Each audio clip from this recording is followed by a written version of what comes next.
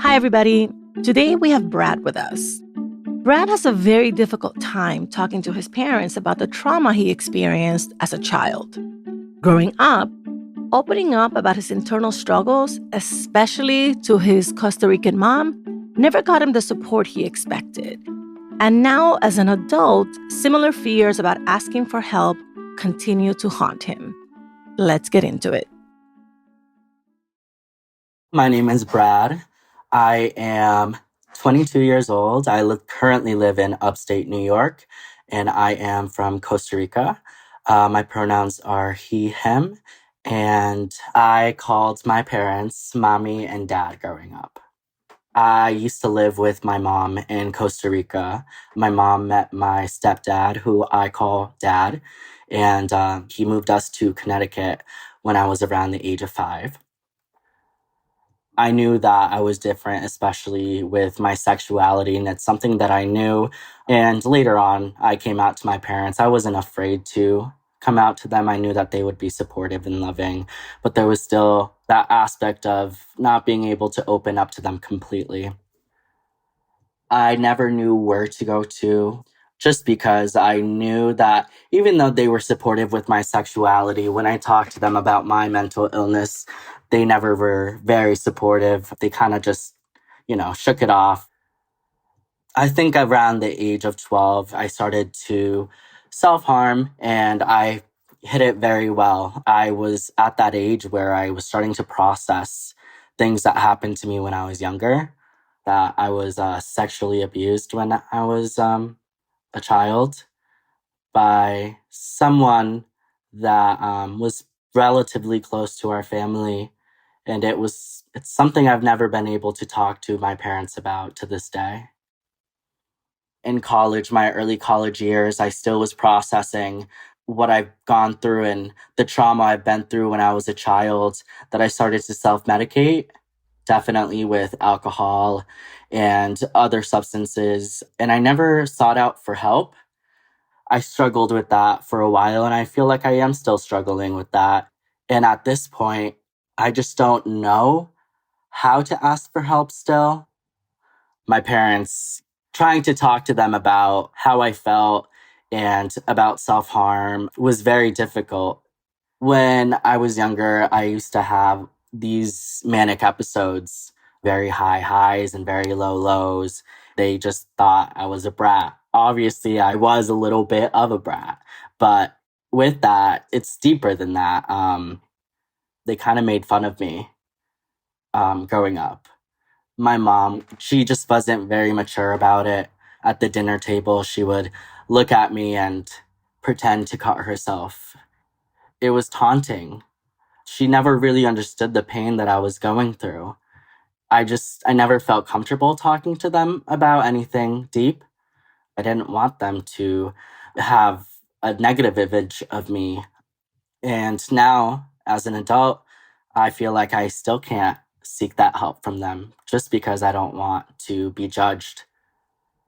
My relationship with my parents is still it's very distant. I actually just got out of a very abusive relationship. And for 2 years, I never really talked to my parents about it. And when I finally did, I had the same reaction that my mom gave me about how it really wasn't that serious or it was my fault. Last year, I was at home relaxing, and I received a call from my mom. She said that my uncle passed away. She told me that he killed himself. We found out that he had addiction, and it kind of was taking over his life. He never asked for help. My family did not know about what was really going on until it was too late. I felt like it was a turning point with my family. They were able to just take a step back and evaluate how they react to mental illness. My parents and extended family members have really just taken how people feel more seriously ever since that. I still don't know what to do or how to talk to my family about it and to talk about my childhood trauma, how I self-medicate. And I quite honestly don't know if I ever will be able to discuss it with them. And that's kind of just the current position that I'm in now. As I listened to Brad's story, my heart went out to him. Histories of trauma, sexual abuse, and self harm are incredibly hard to face personally, let alone opening up about them to others. Brad's story made me think about how, for many men, especially men of color or from immigrant backgrounds, asking for help in these situations can be particularly difficult, nearly impossible. Brad's story also made me think about the consequences of never doing so. How can families create environments where everyone feels safe opening up? And for those of us first gens who struggle asking for help, what can we do to overcome this reluctance to reach out when we need it most? To help us figure it out, I called in an expert.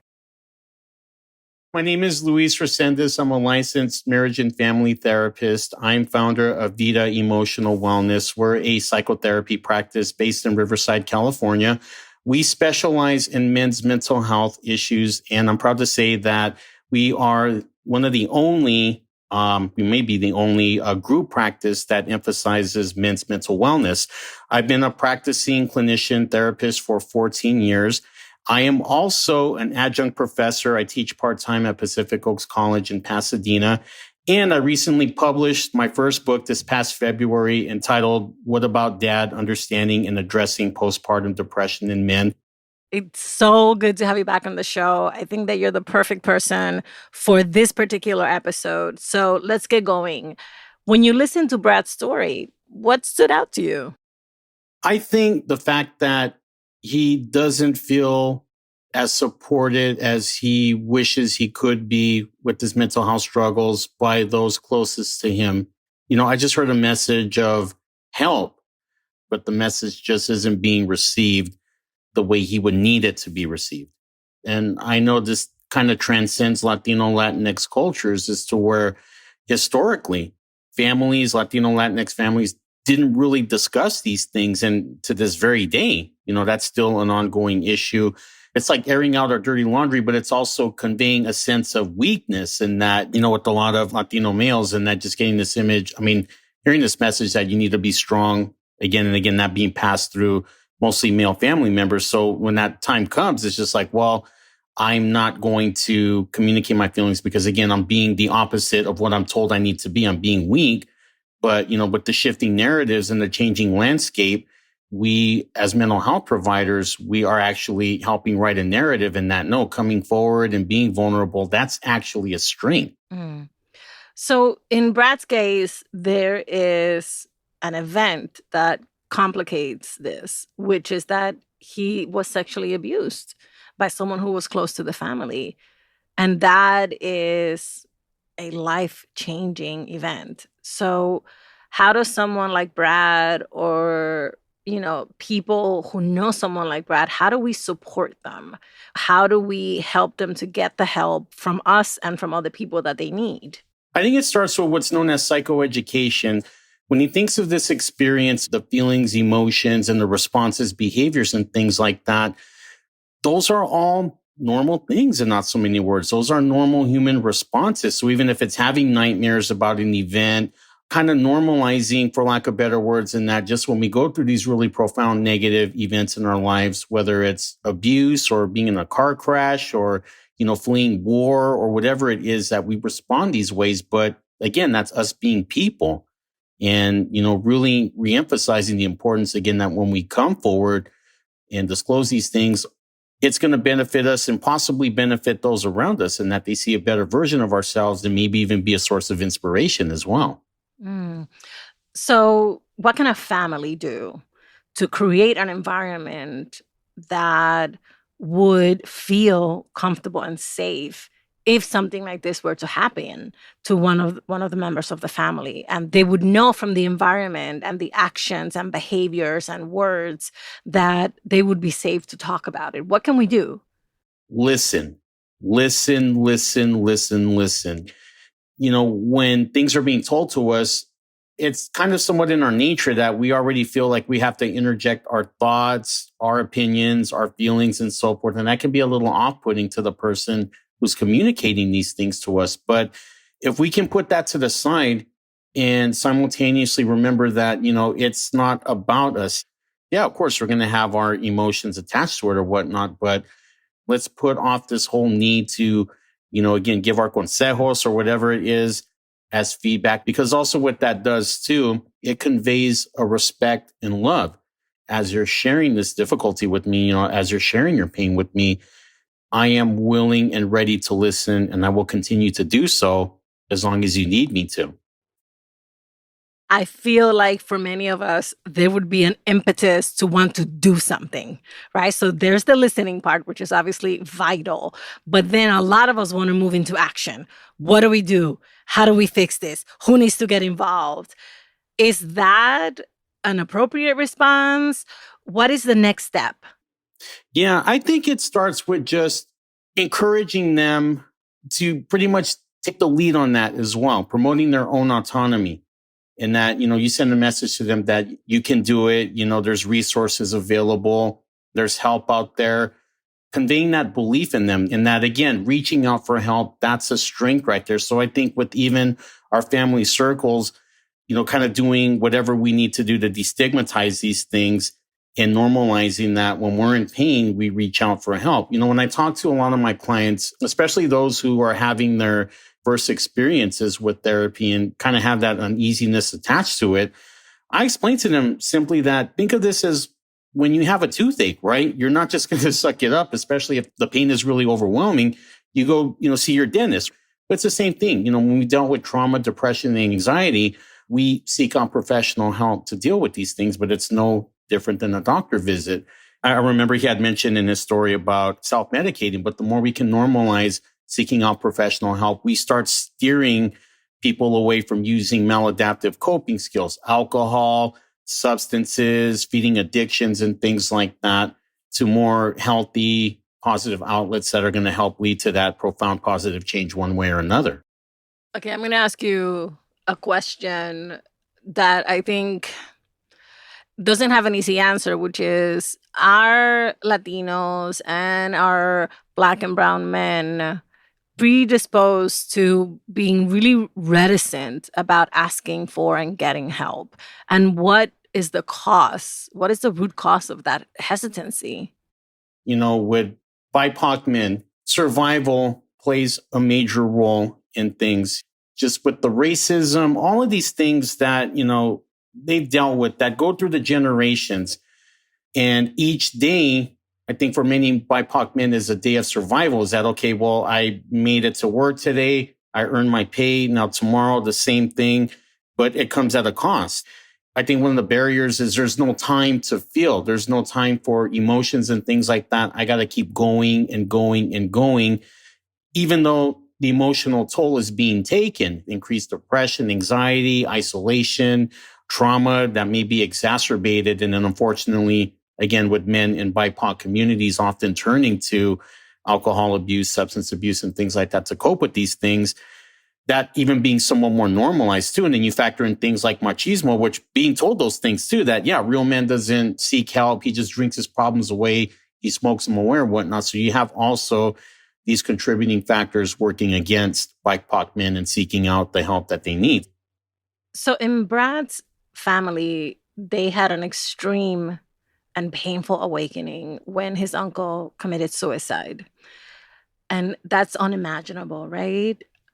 What are some of the signs that loved ones can keep an eye out for when there is tremendous hesitation on the part of a male relative or any relative to talk about what's going on with them, to talk about the difficulties that they're facing, to talk about their declining mental state? What are some of the signs that we can look for to reach out and just ask, hey, what's going on? How are you doing? How can I support you? Three I can think of right off the top of my head. Number one, increased isolation or withdrawal from family and friends.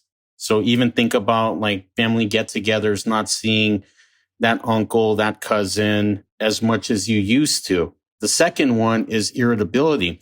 Irritability with men in particular and depression goes hand in hand, and anxiety as well. Being discouraged from expressing and opening up about their emotions, that, that causes a lot of internal frustration. It's kind of like this volcano or powder keg that when someone does ask them, it just blows up.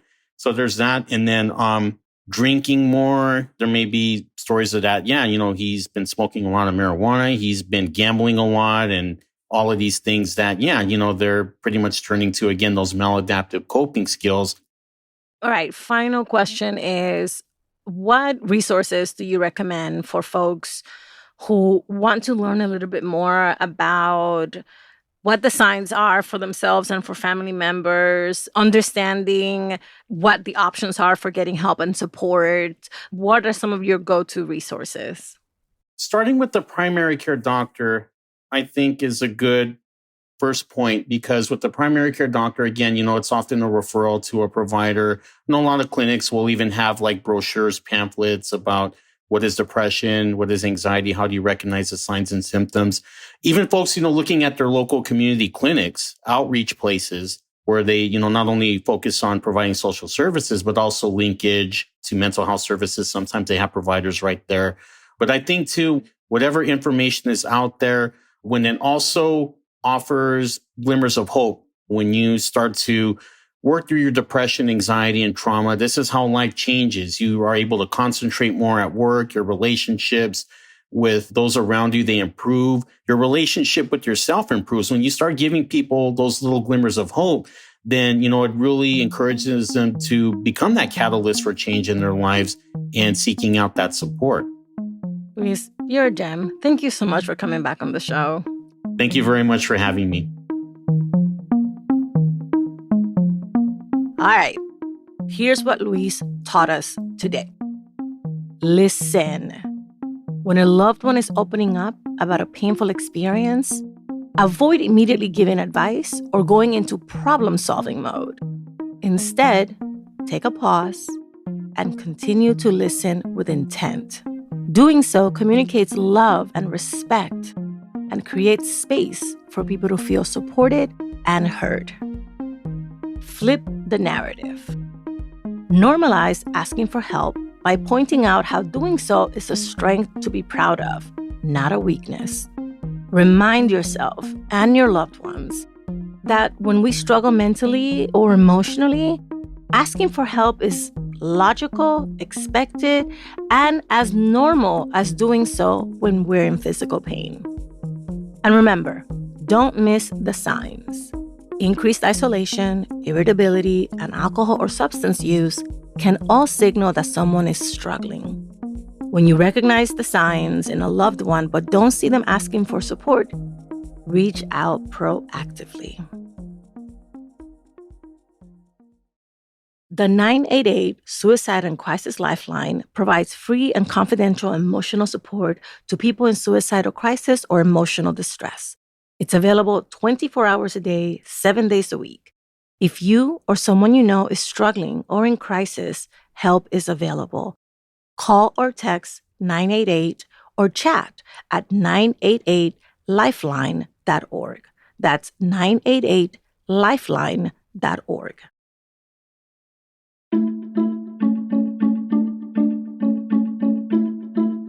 Thank you for listening and for sharing us. How to Talk to Mamí and Papí About Anything is an original production of LWC Studios. Virginia Lora is the show's producer. Trent Lightburn mixed this episode. I'm the creator and host, Juleyka Lantigua. On Twitter and Instagram, we're at Talk to Mamí Papí. Bye, everybody. Talk to you soon.